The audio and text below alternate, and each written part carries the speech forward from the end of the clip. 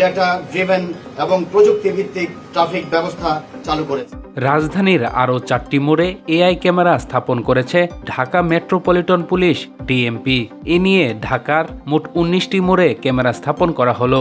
মঙ্গলবার 30 জুন বেলা 11টায় ট্রাফিক তেজগাঁও বিভাগ অফিস প্রাঙ্গণে এ কার্যক্রমের উদ্বোধন করেন ডিএমপি কমিশনার মুসলেউদ্দিন। তিনি বলেন, এআই ক্যামেরা দিয়ে ট্রাফিক মামলা এবং যানবাহন মনিটরিং কার্যক্রমের আওতায় জিয়া উদ্যান, জাতীয় সংসদ ভবন সংলগ্ন লেক রোড, জুলাই স্মৃতি জাদুঘর ক্রসিং ও উড়োজাহাজ ক্রসিংকে যুক্ত করা হয়েছে। তিনি বলেন, ঢাকায় এআই ক্যামেরা দিয়ে এখন পর্যন্ত 1,500-এর মতো মামলা ও বিভিন্ন পরিমাণে জরিমানা করা হয়েছে। তিনি আরও বলেন, আমরা বিভিন্ন গুরুত্বপূর্ণ মোড়ে কৌশলগত ডাইভারশন ব্যবস্থা চালু করেছি। ইউটার্নগুলোর সঠিক ব্যবহার এবং অপ্রয়োজনীয় ক্রসিং বন্ধ করে ডাইভারশন দেওয়ার ফলে গাড়ি জটলা তৈরির প্রবণতা অনেকটাই কমে এসেছে।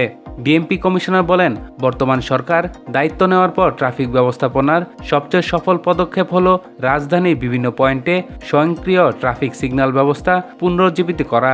এছাড়া ট্রাফিক ব্যবস্থাপনার পরিবর্তে ডেটা ড্রিভেন এবং প্রযুক্তিভিত্তিক ট্রাফিক ব্যবস্থা চালু করেছে। ফলে ট্রাফিক ব্যবস্থাপনায় এক অভূতপূর্ব ও দৃশ্যমান উন্নতি সাধিত হয়েছে।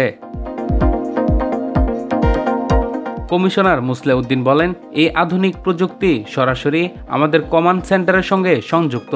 কোনো যানবাহন গতিসীমা লঙ্ঘন করলে, বিপজ্জনকভাবে লেন পরিবর্তন করলে, চালক এবং আরোহী হেলমেট ছাড়া মোটরসাইকেল চালালে, অবৈধ পার্কিং এবং যানবাহন চলাচলে প্রতিবন্ধকতা সৃষ্টি করলে এআই ক্যামেরা স্বয়ংক্রিয় নির্ভুলভাবে শনাক্ত করবে এবং ডিজিটাল পদ্ধতিতে এই প্রসিকিউশন বা মামলা হবে। অটোরিকশা প্রসঙ্গে এক প্রশ্নের জবাবে তিনি বলেন, অটোরিকশার বিষয়ে আমাদের ট্রাফিক বিভাগের অভিযান অব্যাহত আছে। এই বিষয়ে মন্ত্রণালয় এবং ঢাকা মেট্রোপলিটন পুলিশ সমন্বয়ে কাজ করছে। তবে ঢাকা মেট্রোপলিটন পুলিশের একার পক্ষে রাস্তা থেকে অটোরিকশা দূরীভূত করা সম্ভব নয়। সেক্ষেত্রে মন্ত্রণালয়, পুলিশ এবং অন্যান্য স্টেক হোল্ডার যারা আছে তাদের সঙ্গে সমন্বয়ের মাধ্যমে এ ব্যাপারে আমরা কাজ করে যাচ্ছি।